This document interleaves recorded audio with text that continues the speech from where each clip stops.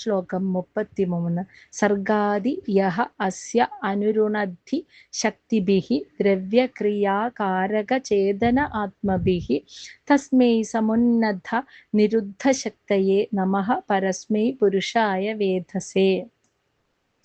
സർഗാദി അതായത് സൃഷ്ടി, സ്ഥിതി, സംഹാരം മുതലായ കർമ്മങ്ങൾ. യഹ ആരാണോ അസ്യ ഈ ലോകത്തിന്റെ അനുരുണദ്ധി എന്നുവെച്ചാൽ നിരന്തരമായിട്ട് ചെയ്യുന്നത്, ഈ ലോകത്തിന്റെ സൃഷ്ടിസ്ഥിതി സംഹാര കർമ്മങ്ങളെ ആരാണോ നിരന്തരമായി ചെയ്തുകൊണ്ടിരിക്കുന്നത്, ശക്തിഭിഹി തൻ്റെ ശക്തിയെ ഉപയോഗിച്ച്, ദ്രവ്യ ക്രിയ കാരക ചേതന ആത്മഭി ദ്രവ്യം എന്ന് വെച്ചാൽ പദാർത്ഥങ്ങൾ, ക്രിയ എന്ന് വെച്ചാൽ അതിനെയൊക്കെ ആ പദാർത്ഥങ്ങളെയൊക്കെ നിയന്ത്രിക്കുന്ന ദേവന്മാർ, കാരകം എന്ന് വെച്ചാൽ ദേവന്മാർ, ക്രിയ എന്ന് വെച്ചാൽ കർമ്മങ്ങള്, വസ്തുക്കളുടെ സൃഷ്ടിക്കുന്ന കർമ്മം, ഇതിനൊക്കെ കാരണമാകുന്ന ഇതിനെ നിയന്ത്രിക്കുന്ന ദേവന്മാർ, ചേതന ബുദ്ധി, ആത്മവി അഹങ്കാരം മുതലായവയൊക്കെ ഇതിനെയൊക്കെ സൃഷ്ടിച്ച് അതിലൂടെ ഈ പ്രപഞ്ചത്തിന്റെ സൃഷ്ടിസ്ഥിതി സംഹാരങ്ങളെ നിർവഹിച്ചതാരാണോ ആ ഭഗവാന് സമുന്നത എന്ന് വെച്ചാൽ അതിനെയൊക്കെ ആവിഷ്കരിക്കുന്നു, നിരുദ്ധ ശക്തിയെ എന്നിട്ട് ആ ശക്തിയെ നിയന്ത്രിക്കുകയും ചെയ്യുന്ന പരസ്മൈ പുരുഷായ അങ്ങനെയുള്ള പരമപുരുഷനെ വേദസ എല്ലാ കാര്യങ്ങൾക്കും കാരണമാകുന്ന ആ ഭഗവാന് നമഃ നമസ്കാരം എന്ന് ഭൂമിദേവി വീണ്ടും ആ പൃഥുവിനെ നമസ്കരിക്കുകയാണ്. അതായത് ശക്തിഭിഹി സ്വന്തമായ ശക്തിയാൽ ഈ പ്രപഞ്ചത്തിലെ സർവ്വദ്രവ്യങ്ങളെ പദാർത്ഥങ്ങളെ ആ പദാർത്ഥങ്ങളെ സൃഷ്ടിക്കുന്ന കർമ്മം, ആ ഇന്ദ്രിയങ്ങളെ കൊണ്ടുള്ള കർമ്മം, പിന്നെ അതിനെയൊക്കെ നിയന്ത്രിക്കുന്ന ദേവന്മാർ, കാരക എന്നാൽ ദേവന്മാർ, പിന്നെ ബുദ്ധി അഹങ്കാരം എന്നിവയൊക്കെ സൃഷ്ടിച്ച് അതിലൂടെ അസ്യ ഈ ലോകത്തിന്റെ സൃഷ്ടിസ്ഥിതി സംഹാര കർമ്മങ്ങളെ നിർവഹിക്കുന്ന അതേ ഭഗവാൻ ഇതിനെയൊക്കെ സൃഷ്ടിക്കുകയും ഇതിനെ നിരുദ്ധ ശക്തിയെ ഇതിനെയൊക്കെ ആ ശക്തിയെ നിയന്ത്രിക്കുകയും ഇതിനെയൊക്കെ നിയന്ത്രിക്കുകയും ചെയ്യുന്ന ആ ഭഗവാൻ, അങ്ങനെയുള്ള പരമപുരുഷനായ എല്ലാ സംഭവങ്ങൾക്കും കാരണമായിരിക്കുന്ന ഭഗവാന് എൻ്റെ നമസ്കാരം. ഇപ്പൊ ഭൂമിദേവിക്ക് ഇപ്പോഴും മനസ്സിലായിട്ടില്ല, തന്നെ സംരക്ഷിക്കേണ്ട ഭഗവാൻ തന്നെയാണല്ലോ തന്നെ വധിക്കാൻ നിൽക്കുന്നത്. അപ്പൊ ആ ഭഗവാന്റെ ഇച്ഛ എന്തെന്ന് തിരിച്ചറിയാതെ ഭൂമിദേവി ഭഗവാനെ നമസ്കരിക്കുകയാണ് ചെയ്യുന്നത്. ഒപ്പം ഭൂമിദേവി പൃഥുവിനെ ഒരു കാര്യം ഓർമ്മിപ്പിക്കുകയും ചെയ്യുന്നു. അതാണ് നമ്മൾ ശ്ലോകം 34 കാണുന്നത്. സഹ വൈ ഭവാൻ ആത്മവിനിർമ്മിതം ജഗത് ഭൂതേന്ദ്രിയ അന്ധകരണാത്മകം വിഭോഹോ സംസ്ഥാപയിഷ്യൻ അജഹ മാം രസാതലാത് അഭ്യുജഹാര അംബസ ആദിസൂകരഃ. സഹ അങ്ങ് അദ്ദേഹം തീർച്ചയായും ഭവാൻ അങ്ങ് ആത്മവിനിർമ്മിതം അങ്ങയാൽ നിർമ്മിച്ച ജഗത്ത് ഈ ലോകത്തെ ഭൂത ഇന്ദ്രിയ അന്ധകരണ ആത്മകം വിഭോ എന്നാൽ അല്ലയോ ഭഗവാനെ. ഭൂമിദേവി വീണ്ടും വിളിക്കുകയാണ്, അല്ലയോ ഭഗവാനെ അങ്ങ് പഞ്ചഭൂതങ്ങള്, ഇന്ദ്രിയങ്ങള്, അന്ധകരണം ഇവയെ ഒക്കെ, മനസ്സ്, ഹൃദയം ഇവയെ ഒക്കെ സൃഷ്ടിച്ച് അതിലൂടെ അങ്ങയാൽ നിർമ്മിച്ച ഈ ലോകത്തെ സംസ്ഥാപയിഷ്യൻ പരിപാലിക്കാനായിട്ട് മാം രസാതലാത്ത് അങ്ങ് എന്നെ ആ രസാതലത്തിൽ നിന്നും അംബസി ആ സമുദ്രത്തിൽ നിന്നും ആദിസൂകരഹ ആദിവരാഹമൂർത്തിയായി അവതരിച്ച് പണ്ട് അഭ്യുജഹാരാം എന്നെ ഉയർത്തിക്കൊണ്ടുവന്നവനല്ലേ എന്ന്. അതേ അങ്ങാണോ ഇപ്പൊ എന്നെ വധിക്കാൻ നോക്കുന്നത്? അതാണ് ചോദിക്കുന്നത്. അതായത് ഭഗവാനെ അങ്ങ് അജഹ എന്ന് വെച്ചാൽ ജനന മരണങ്ങൾ ഇല്ലാത്ത അല്ലയോ ഭഗവാനെ, ഹേ വിഭോ അല്ലയോ അങ്ങ് പണ്ട് പഞ്ചഭൂതങ്ങളെ, ഇന്ദ്രിയങ്ങളെ, അതുപോലെ അന്ധകരണം, മനസ്സ്, ചിത്തം, അഹങ്കാരം ഇവയൊക്കെ സൃഷ്ടിച്ച് അതിലൂടെ ഈ മുഴുവൻ പ്രപഞ്ചത്തെയും അങ്ങ് സൃഷ്ടിച്ചു. എന്നിട്ട് അതിനെ പരിപാലിക്കുകയും ചെയ്യുന്നു. ഈ കർമ്മം ചെയ്യാനായി അങ്ങ് പണ്ട് വരാഹമൂർത്തിയായി അവതരിച്ചിട്ട് രസാതല ലോകത്തിലെ സമുദ്രത്തിൽ നിന്നും ഭൂമിദേവിയായ എന്നെ ഉയർത്തിക്കൊണ്ടുവന്ന് സംരക്ഷിച്ചവനല്ലേ? അതേ അങ്ങ് തന്നെയാണോ ഇപ്പോൾ എന്നെ വധിക്കാനായി നിൽക്കുന്നത് എന്ന് ചോദിക്കുകയാണ് കേട്ടോ ഭൂമിദേവി. കഴിഞ്ഞിട്ടില്ല, അതിന്റെ ബാക്കിയാണ് ശ്ലോകം 35 പറയുന്നത്. അഭാം ഉപസ്ഥേ മയി നാവി അവസ്ഥിത പ്രജാ ഭവാൻ അദ്യ രിരിക്ഷിഷു കില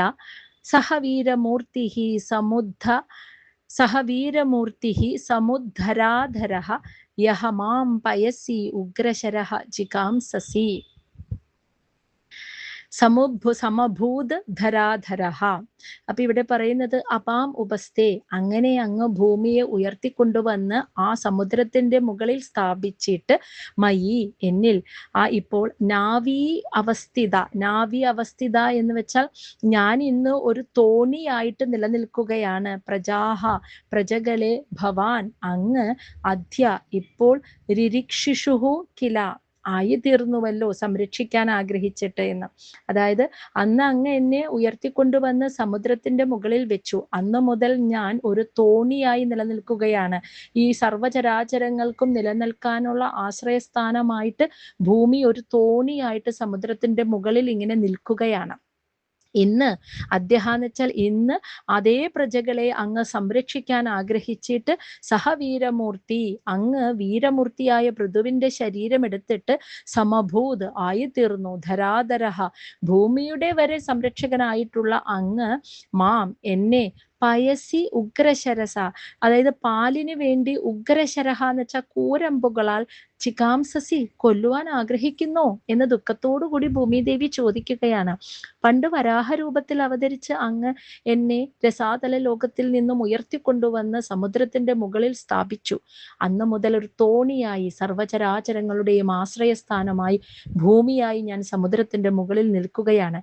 ഇന്ന് ഇപ്പോൾ അങ്ങ് അതേ പ്രജകളെ സംരക്ഷിക്കാനായിട്ട് പൃഥുവിന്റെ രൂപത്തിൽ വീരമൂർത്തിയായി അവതരിച്ചിട്ട് ഭൂമിയെ വരെ സംരക്ഷിക്കേണ്ട അങ്ങ് ഇപ്പോൾ ഒരു പാലിന് വേണ്ടിയിട്ട് അങ്ങയുടെ ശരങ്ങളാൽ എന്നെ വധിക്കാൻ നോക്കുകയാണോ എന്ന് ഭൂമിദേവി ദുഃഖത്തോടുകൂടി പൃഥുവിനോട് വീണ്ടും ചോദിക്കുന്നതാണ് നമ്മൾ കാണുന്നത്. അവസാനം ഭൂമിദേവി പൃഥു മഹാരാജാവിനോട് പറയുന്നതാണ് ശ്ലോകം 36 നമ്മൾ കാണുന്നത്. ശ്ലോകം 36 നൂനം ജനൈഹി ഈഹിതം ഈശ്വരാണാം അസ്മദ്വിദേഹി തദ്ഗുണസർഗമായയാ ന ജ്ഞായതേ മോഹിത ചിത്തവർത്മഭിഹി തേഭ്യഃ നമഃ വീരയശഃ കരേഭ്യഃ. നൂനം തീർച്ചയായും ജനൈഹി ജനങ്ങൾ മനുഷ്യർ ഈഹിതം ഈശ്വരസ്യ ഭഗവാന്റെ ഇച്ഛയെ, ഈഹിതം എന്നാൽ സങ്കല്പത്തെ അല്ലെങ്കിൽ ഇച്ഛയെ, അസ്മത് വിദേഹി എന്ന് വെച്ചാൽ എന്നെ പോലെയുള്ള മനുഷ്യര്, ഭൂമിദേവി പറയാണ് എന്നെ പോലെയുള്ള മനുഷ്യര് തദ്ഗുണസർഗമായ ഭഗവാന്റെ ആ സൃഷ്ടിയിൽ ഉൽപ്പാദിപ്പിക്കപ്പെടുന്നത് മായയാന്ന് വെച്ചാൽ അങ്ങയുടെ ആ മായാശക്തിയാൽ ജ്ഞായതേ അറിയുന്നില്ല എന്ന്.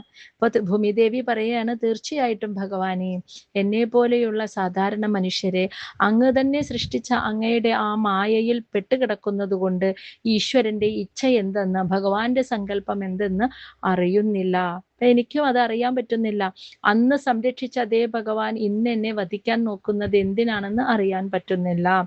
മോഹിത ചിത്തവർമ്മവി ഭഗവാന്റെ മായയിൽ പെട്ട് വ്യാമോഹിക്കപ്പെട്ട മനസ്സോടുകൂടി ആ മാർഗത്തിലൂടെ പോകുന്ന എനിക്ക് അറിയാൻ പറ്റുന്നില്ല. എന്നിട്ട് അവസാനമായിട്ട് ഭൂമിദേവി പറയാണ് അത് തിരിച്ചറിയുന്നത് ഇതെല്ലാം ഭഗവന്റെ മായയാണ് എന്ന് തിരിച്ചറിയുന്ന ആ മായയെ മറികടക്കാൻ കഴിഞ്ഞ വീര യശസ്കരേഭ്യഃ വീരന്മാരുടെ യശസ്സിനെ വരെ ഉയർത്തിയവരെ തേഭ്യഃ അവരെ നമഃ നമസ്കരിക്കുന്നു എന്ന്. അപ്പൊ ഭൂമിദേവി പറയാ എനിക്ക് മനസ്സിലാക്കാൻ പറ്റുന്നില്ല എന്താണ് ഭഗവാന്റെ ഉദ്ദേശമെന്ന്.